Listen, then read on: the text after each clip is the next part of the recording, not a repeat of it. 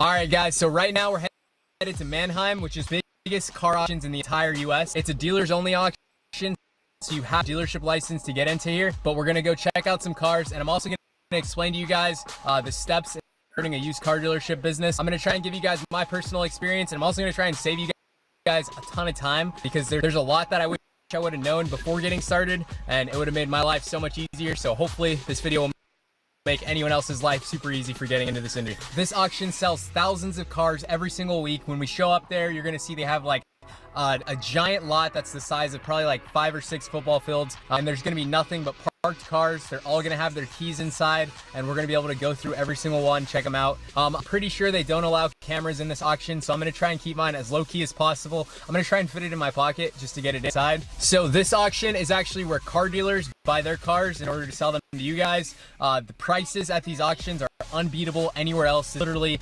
the best possible price you can get for any vehicle, and of course, like I said, you do have to have a dealership license in order to get into these auctions. Right back here, we have my dealership plate. When you become a licensed dealer, they give you one of these and you can slap it on any car that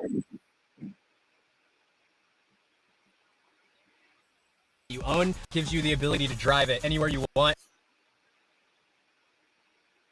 for basically as long as you own it. California is probably the most tough state to get yours in, so anything that about right now, probably way easier to do in any other state. It's about a 30-minute drive. Let's go ahead and go.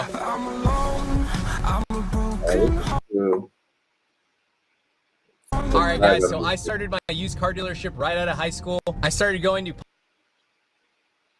public auctions called OPG auctions, and once you buy and sell about 3 cars, California DMV is like, you got to get a used car dealership license in order to keep doing this. So at first I was kind of freaking out. I was telling people, I was like, I'm trying to get my dealership license, and they kept telling me, oh, you just need a ton of money to do it. You're gonna need like 50 grand or 100 grand. And I quickly realized they don't know what they're talking about. I was able to get licensed for $3,500. That was a wholesale license, and then like 6 months later, I upgraded it to a retail license, and my retail license cost me $5,500. So if you're thinking about getting into this, don't be discouraged. People are going to tell you you need a ton of money, and like a ton of money does help, don't get me wrong, because you can buy way more cars than you'd normally be able to buy, but you totally don't need like 30 or 40 grand upfront capital. All right, so when you're first getting started, there's 2 different types of used car dealers. There's wholesale dealers. A wholesale dealer can actually operate out of their garage.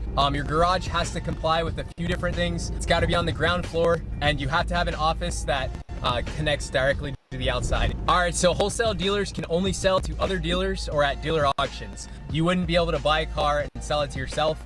The only people who can sell to the public are retail dealers.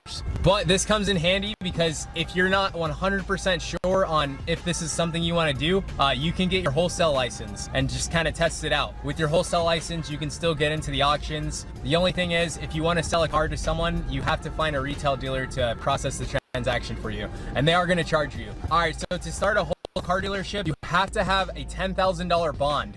That's the bare minimum. And